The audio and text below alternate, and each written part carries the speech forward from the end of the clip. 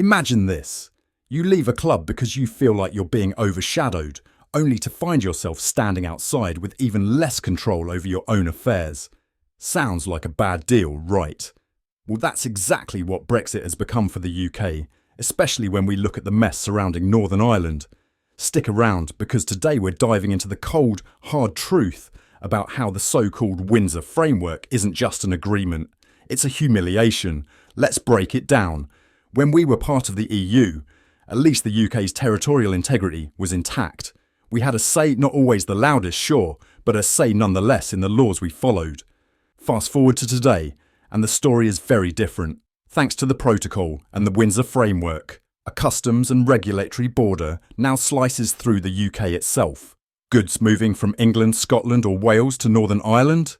They're treated as if they're coming from a foreign country. Let that sink in for a moment. Foreign, within our own nation. But here's the kicker. Back in the EU, we had a democratic deficit, meaning we could be outvoted on some laws. Annoying, yes, but now we've traded that mild inconvenience for something far worse. We're watching Northern Ireland being turned into what feels like an EU colony. Its laws, decided by a foreign parliament with no say from the people it affects most. So how did we get here?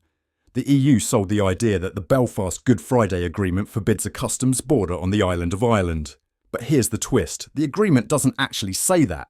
Sure, avoiding a border is desirable, but it's not mandatory. And ironically, the current arrangement violates three key principles of that very agreement. First, no constitutional change for Northern Ireland without its people's consent. Second, no majority decision-making on controversial issues at Stormont without both communities agreeing.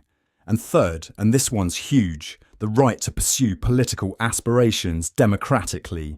Yet Northern Ireland's representatives can't make all the laws they live under. That's not democracy, that's disenfranchisement. But what if there's another way?